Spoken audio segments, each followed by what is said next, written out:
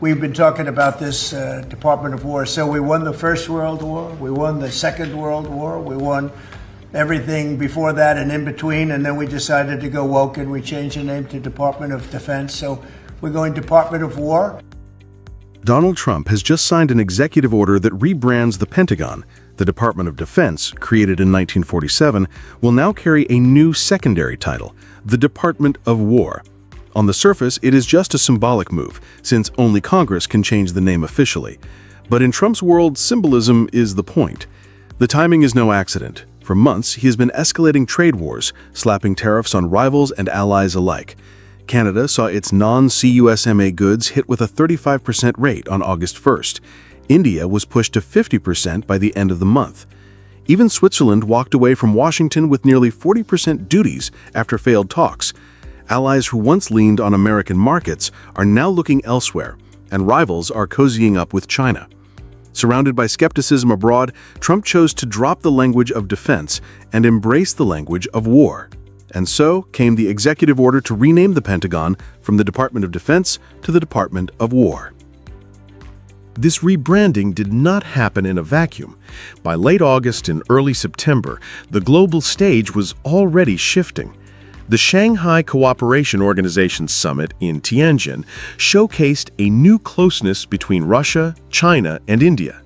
Countries that once competed with each other now pledged to expand trade in national currencies, deepen cooperation in energy, and increase joint defense projects. It was a message to Washington that others were willing to move on without it. At the same time, Trump's tariffs had pushed allies toward other partners. Canada expanded exports to Europe. The European Union accepted a 15% tariff cap with Washington, but held back from deeper concessions, keeping options open. Japan and South Korea committed hundreds of billions in investment to secure similar arrangements. Mexico won a 90-day delay before higher duties hit. India's case was the most striking. After being punished with 50% tariffs for buying Russian oil, New Delhi turned toward Moscow and Beijing and away from Washington. It scrapped plans for the American F-35 fighter jet and announced cooperation on the Su-57E with Russia instead. What had started as tariff pressure ended up driving countries into new alignments that looked less like isolated disputes and more like the formation of an alternative power bloc. And I'd like to ask our Secretary of War to say a few words. Pete Hegseth. I think it's a much more appropriate name, especially in light of where the world is right now. We have the strongest military in the world. We have the greatest equipment in the world. We have the greatest manufacturers of equipment by far. There's nobody to even compete. Against this backdrop, Trump staged a new performance in the Oval Office. Cameras watched as he signed the order granting the Department of Defense a secondary title, the Department of War. The change cannot be formal without Congress, but symbolism was the point. He declared that the old name sounded too weak, too defensive. War, he insisted, matched the spirit of victory. At his side, Pete Hegseth introduced himself as the Secretary of War, as if stepping into a new role in a political trauma. The signing was less about bureaucracy and more about showmanship. It was meant to project resolve, to tell Americans that their military would not sit back and react, but act first. For Trump, whose trade battles had pushed friends away and fueled suspicion that the world was closing ranks against the United States, the word war captured his own sense of being surrounded. Yet the paradox is clear. Trump calls himself a president of peace, but his actions have created conflict on every front. Tariffs strained old friendships, global rivals built new ties, and now the Pentagon itself carries the language of war. The rebranding reflects a worldview where compromise is weakness, and every challenge is a battle. In chasing victory, Trump risks standing alone. The Nobel Peace Prize may be out of reach, but if there were an award for renaming defense into war and picking fights everywhere, Trump would already be holding it. The headline here is Trump expands 50% steel and aluminum tariffs to include 407 additional product. I got a problem with that guy. He's signing all these forms, Cleveland Cliffs. President Donald Trump has once again expanded his trade war. The White House confirmed that tariffs of 50% on steel and aluminum now cover hundreds of additional products. What began with raw materials now includes car parts, refrigerators, baby strollers, even the aluminum in soda cans. For American families, this means higher grocery bills and more expensive cars. For U.S. partners like Canada, it disrupts exports that depend on metal packaging and industrial inputs. And why doesn't he just stay in the U.S.? Because I'm done with this guy signing letters saying, yeah, bring all the steel down to the U.S., tariff the crap out of Canadians.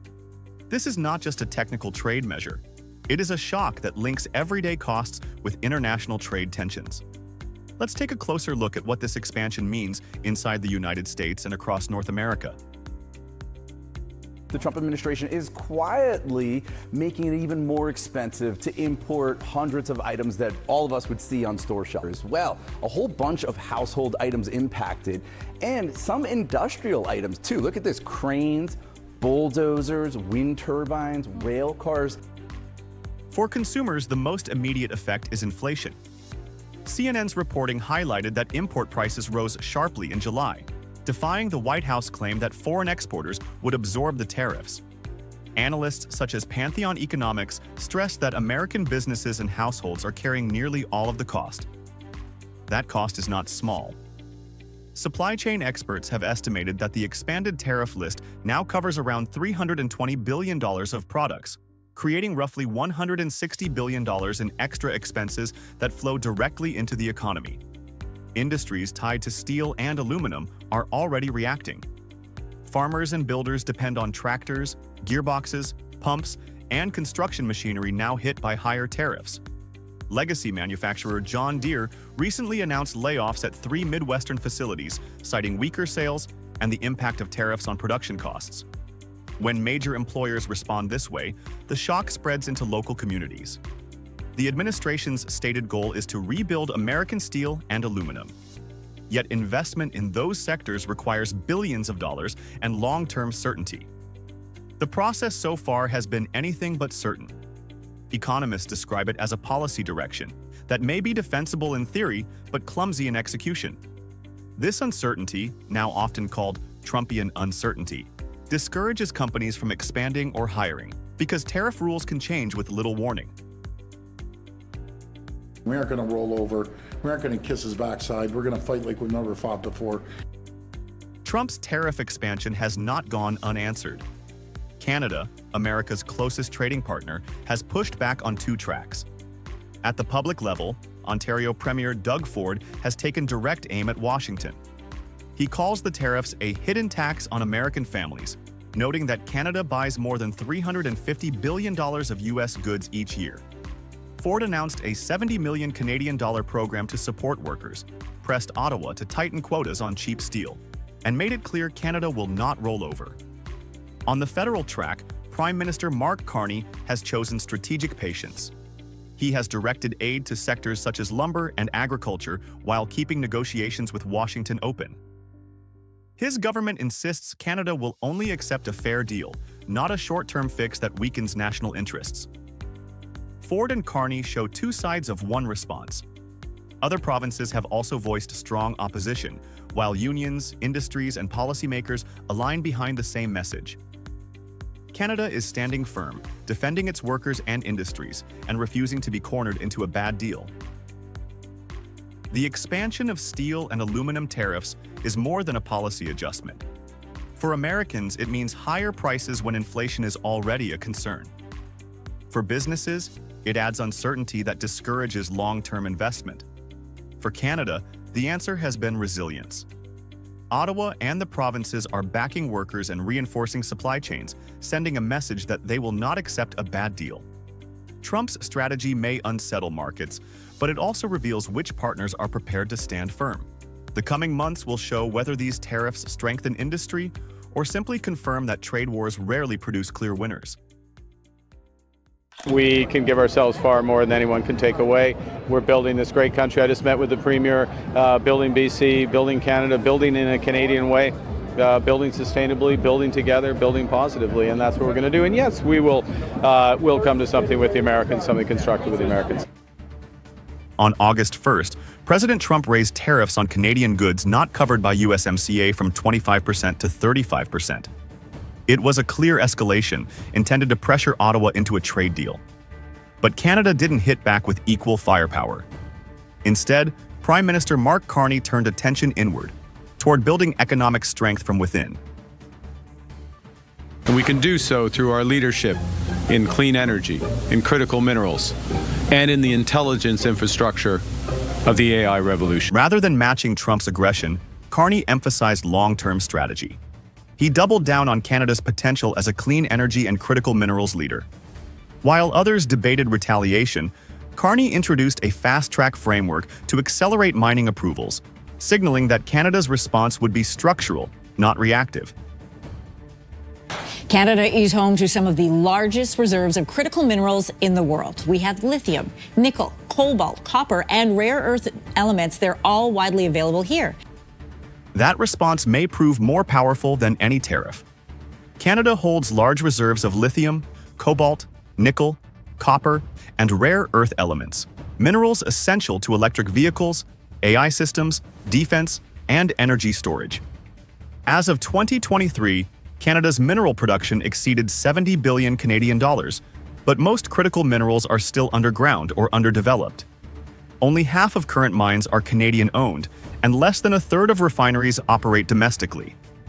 This imbalance is what Carney's government is now racing to correct. With the global demand for rare earth magnets expected to more than double by 2035, Canada is positioning itself not just as a raw exporter, but as a complete supply chain partner. This is more than a mineral boom. It's a bargaining chip, especially as the U.S. struggles to secure alternative sources. I'd like to buy minerals on Russian land too, if we can. The rare earth, they have very good rare earth also. They both do, I would say that. Now, escalating trade tensions between the two countries have forced the U.S. to seek to develop a domestic supply chain after China enacted stringent export controls of rare earths back in April. While Trump pressures Canada, his administration is simultaneously casting a wider net.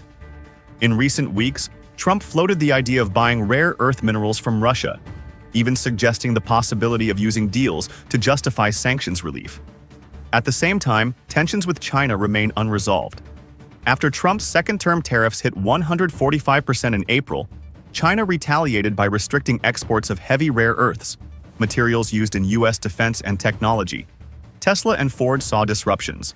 Suzuki halted production. In that context, Canada stands out. It's a stable, democratic neighbor with abundant resources, but now also burdened by U.S. tariffs. The contradiction is hard to ignore. Washington needs what Ottawa has, but seems unwilling to admit it. Carney's strategy is clear. Use the pressure not to cave, but to transform.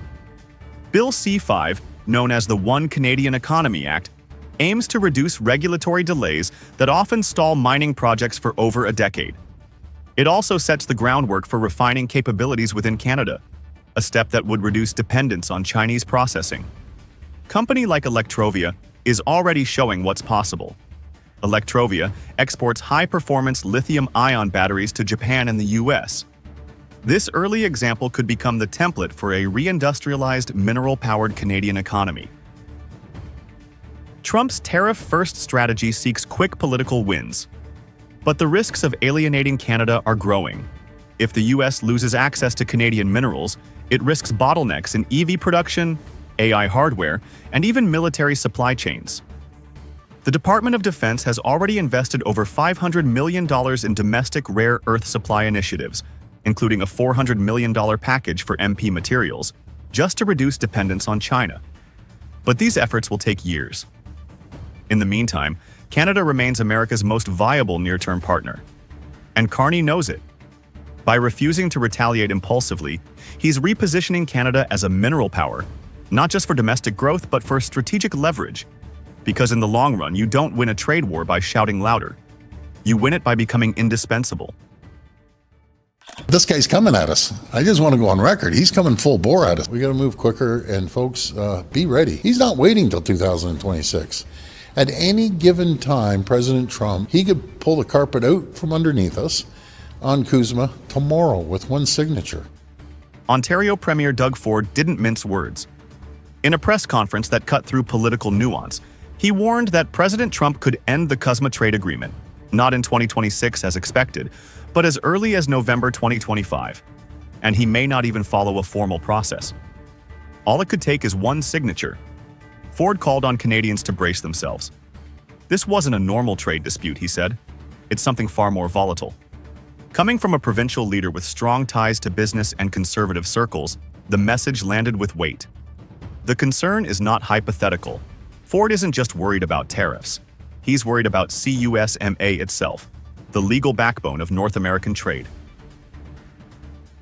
Almost every country in the world that's trying to negotiate with this administration. It's very challenging. You think you're getting close to a deal, and then the cheese slips off the cracker when it gets to the president's desk. So, look, I think Ford's right. That concern is echoed at the national level. Conservative strategist Corey Tanaki said it plainly. The worst may still be ahead. Trump's approach isn't rooted in conventional trade norms. He's abandoned negotiation frameworks, rejected predictability, and applied pressure without offering a path to resolution. The 35% tariffs imposed on Canada under the IEEPA are just one example. The deal-making process now moves according to Trump's timeline and his mood. It's not just Ford who's lost trust. There's growing doubt across Canada's leadership that any deal with this U.S. administration can be relied on. After all, Trump is threatening to override agreements he once championed. CUSMA itself was signed under his presidency. Canada and Mexico themselves have about $50 billion in two-way trade, so that's nothing to sneeze at. It's highly unpredictable, and so both sides need to sort of get together and figure out what the hell's going on. While Trump escalates, Canada and Mexico are recalibrating. This week, Canada's foreign affairs and finance ministers traveled to Mexico for high-level talks. The agenda wasn't ceremonial, it was strategic. Trade officials and business leaders from both countries sat down to align supply chain goals, discuss trade infrastructure, and build a united response to what one expert called a toxic atmosphere. Both Canada and Mexico are being hit with emergency tariffs, though Mexico was granted a 90-day pause. Yet the message is clear. Neither country trusts the current state of U.S. trade policy.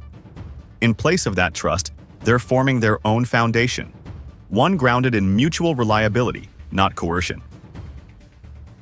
But building that foundation takes time, and time is exactly what the markets may not have. On July 31st, the U.S. Court of Appeals reviewed the legality of Trump's emergency tariffs. Lower courts had ruled against them, but let them proceed, citing ongoing talks with China. If courts strike them down, Canada might be better off waiting than rushing into a bad deal.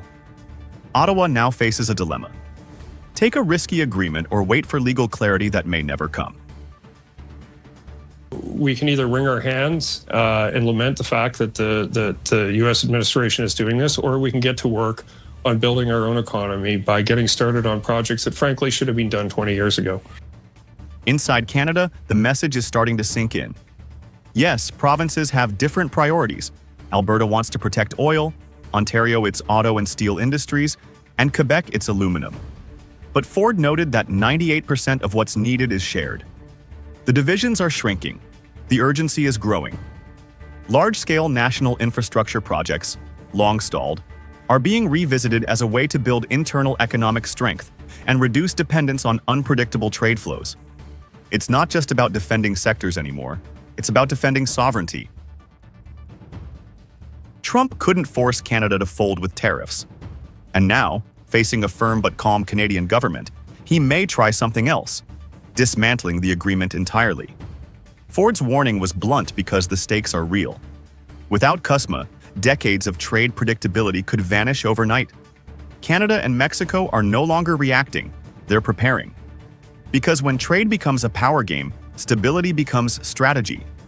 And in this game, survival may depend not on what Trump does next, but on how Canada and Mexico respond together.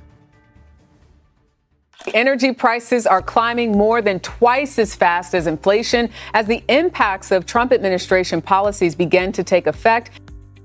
Across the United States, energy prices are climbing at a pace households cannot ignore.